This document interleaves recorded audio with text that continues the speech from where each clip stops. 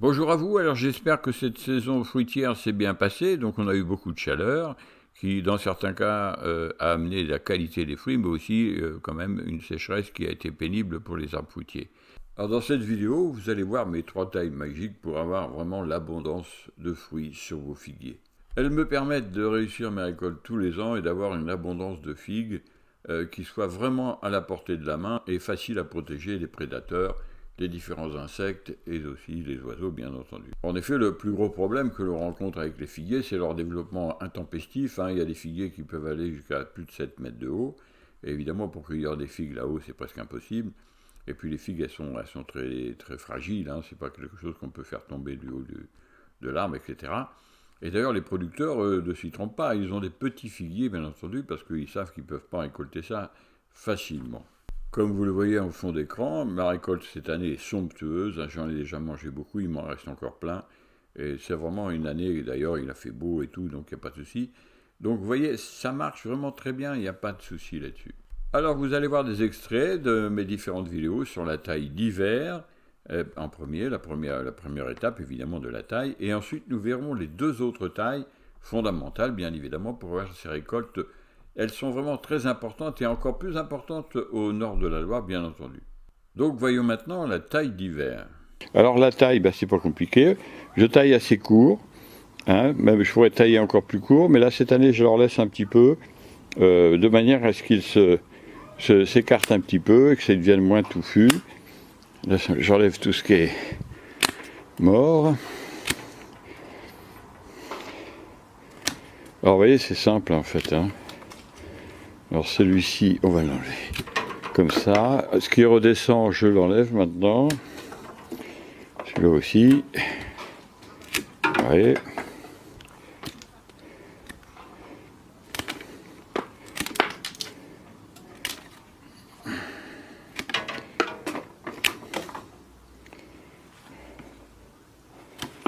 Alors ne me dites pas que c'est quelque chose qui est difficile à faire. Sinon, je vais me fâcher parce que là, franchement, c'est vraiment rien du tout. Et voilà. Voilà, le figuier est taillé. Alors, qu'est-ce qui va se passer? Il va développer des nouveaux rameaux, tout simplement. Et puis voilà. Alors, je vais mettre un peu de mastic sur les coupes, les grosses coupes. Alors j'ai ramassé les coupes, vous voyez, voilà, le petit figuier il est prêt. Alors nous venons de voir la taille d'hiver d'un figuier en pot, et nous allons voir maintenant la taille d'hiver d'un figuier dehors, et vous verrez que c'est à peu près la même chose. Alors quelle branche allons-nous tailler? Eh bien, il faut enlever les branches de l'intérieur. Alors, voilà, celle-ci, j'avais déjà marqué, il faut l'enlever. C'est toutes les branches qui sont à l'intérieur, celle-ci elle retombe, on l'enlève aussi. Voilà, là on est bien, ces petites branches là, évidemment, ces petites branches là on les enlève aussi. Là on n'en laissera qu'une, celle qui va plus à l'extérieur, ici. Alors pourquoi je les marque en jaune? Parce qu'après on peut faire des erreurs. Alors là on va enlever celle-ci, on va enlever celle qui revient un peu à l'intérieur. Celle-ci on l'enlève, elle est au milieu, elle sert à rien, celle-ci aussi. Celle-ci on va l'enlever aussi, voilà. Celle-ci aussi. Celle-ci aussi. Vous voyez qu'on en enlève pas mal. On va enlever ici, on va couper ici. Celle-ci, on l'enlève. Vous voyez. Celle-ci, on l'enlève aussi. Celle-ci là. Là, on enlève celle-là. On enlève celle-là. On enlève celle qui est par terre ici. Qui redescend. On nettoie ce petit truc-là. Et voilà, il n'y a plus qu'à, vous voyez que ça fait quand même du travail, mais enfin c'est vite fait. Alors pourquoi? L'idée c'est quoi? C'est de faire un arbre en parasol, un figuier en parasol aussi, qui convient très bien, cette forme convient très bien au figuier. Et surtout, les figues sont très faciles à tailler. Alors j'ai attaqué donc la taille. Alors, vous voyez donc ça déjà, j'ai déjà coupé pas mal de branches.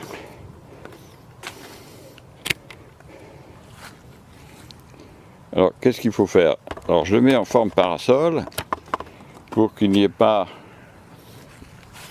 pour ne pas faire un arbre qui monte à des hauteurs vertigineuses, ce qui serait une catastrophe. Alors c'est un figuier unifère, c'est-à-dire que il n'aura pas de figues fleurs au printemps, j'ai décidé, même s'il en produit, on pourrait en avoir, hein, mais je préfère ne pas pour ce type de variété-là, et surtout aussi pour la région. Voilà.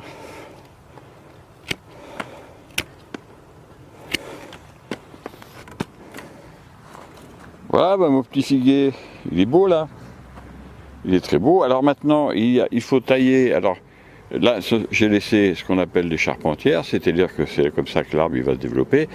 Le but, c'est de faire un arbre qui se mette en parasol environ à 1,70 m, de 1,80 m. Donc je vais quand même enlever à peu près la moitié des pousses que vous voyez là, de manière à ce qu'il fasse des belles pousses porteuses de figues au printemps. On va faire une petite vidéo au printemps. Alors je le coupe à peu près ici. Alors sur le nœud d'avant, il démarrera des petits rameaux ici. Hein, voilà. Alors je précise bien, c'est une taille de formation. Hein.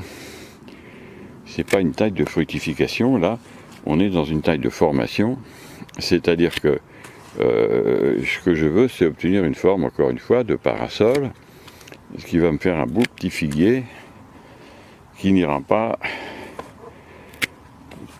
grimper à 7-8 mètres de haut, mais qui restera dans des dimensions tout à fait correctes. Voilà.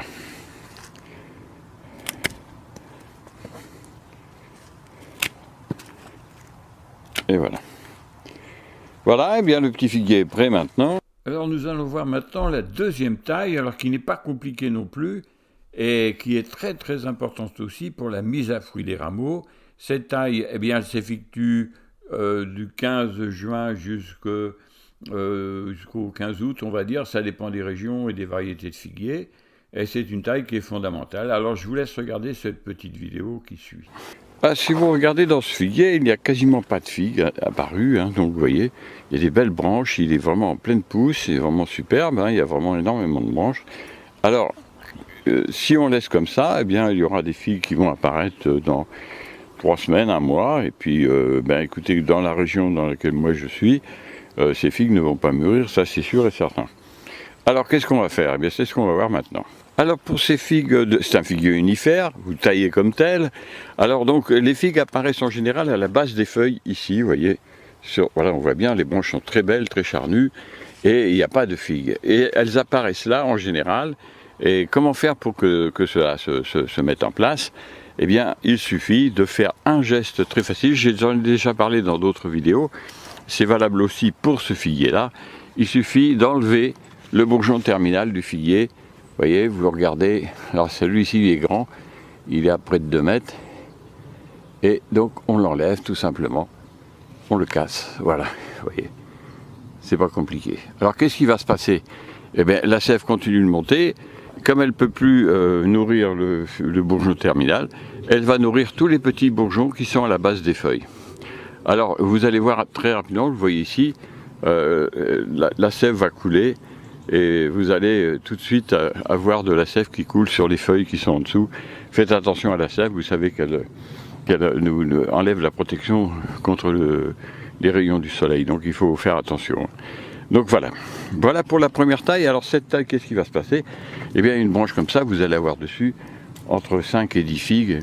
Alors si vous regardez qu'il y a une dizaine de branches, ça vous fait tout de suite comprendre, il y a plus que ça, 1, 2, 3, 4, 5, 6, 7, il y a une vingtaine de branches, ça vous fait tout de suite entre 50 et 100 figues qui vont apparaître dans les 10 jours qui viennent. Ça va très très vite, c'est incroyable. Je vais vous faire voir comment ça se passe. Vous voyez, sur cette branche de figuier, elle a été taillée donc un peu plus tôt, parce que comme il est en serre, je la pratique un peu plus tôt. Et vous voyez qu'à la base, ici, déjà apparaît un bourgeon qui se développe. Là, il y a une figue qui est apparue, 2 figues. Et donc vous voyez que ça bouge tout de suite. On le voit aussi dans cet autre figuier, vous voyez toutes les figues qui sont apparues.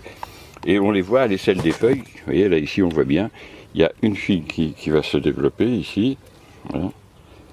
Ici, il y a une figue qui se développe et un bourgeon qui va se développer, un bourgeon qui va faire un rameau. Et en général, vous avez ça à chaque base des feuilles. Voilà pourquoi il faut pratiquer cette taille qui donne une réaction immédiate. Vous voyez, on le voit ici. Ça a été fait la semaine dernière et vous voyez, tout de suite, ça bouge. Vous voyez, en bas, ça a bougé plus vite. Parce qu'évidemment, la puissance de la sève est plus grande. Vous voyez, voilà. Vous voyez un peu ce que ça donne. C'est quand même assez phénoménal. Et ça fait tout de suite, ça embraye tout de suite donc une apparition des figues. Donc vous voyez, c'est un travail très facile à faire avec des résultats spectaculaires. Donc nous avons vu la deuxième taille qui est, vous avez compris, très importante et qui évidemment amène une fructification immédiate. Et nous allons voir maintenant la troisième taille. La taille du figuier au mois d'août. Alors est-ce qu'il y a une taille à faire ? Alors évidemment il y a une taille à faire, surtout au nord de la Loire, parce que le temps nous est compté, août, septembre, octobre, il reste 3 mois maximum pour que les figues mûrissent. Il faut donc tout faire pour que le mûrissement soit le plus rapide possible. Donc il faut éliminer tous les rameaux qui vont partir des branches afin que la sève se concentre sur les figues pour qu'elles mûrissent le plus vite possible. Dans ce petit figuier, il y a une quarantaine de figues et elles sont toutes à peu près de la même taille. C'est ça l'avantage de la taille, justement, c'est d'amener des fruits à peu près de même grosseur et qui mûrissent à peu près en même temps. Alors pour tailler, c'est simple, vous coupez simplement le bourgeon terminal ici, encore une fois, pour pas que... Alors vous laissez 2 feuilles, parce que évidemment il y a la sève qui va redescendre. Voilà, vous laissez 2 feuilles. Et voilà. Et vous faites ça dès qu'il y a des pousses. Alors là évidemment, celui-ci n'a pas de grandes pousses. On va regarder un figuier où il y a beaucoup plus de pousses. Alors celui-ci, vous voyez qu'il y a une pousse qui s'est bien développée ici, au-dessus des figues. Alors il y a des figues à la base ici, mais elles ne mûriront pas. Chez nous, c'est pas possible. Donc on laisse 2 feuilles et on taille au-dessus. Voilà. Du coup, la sève va se concentrer.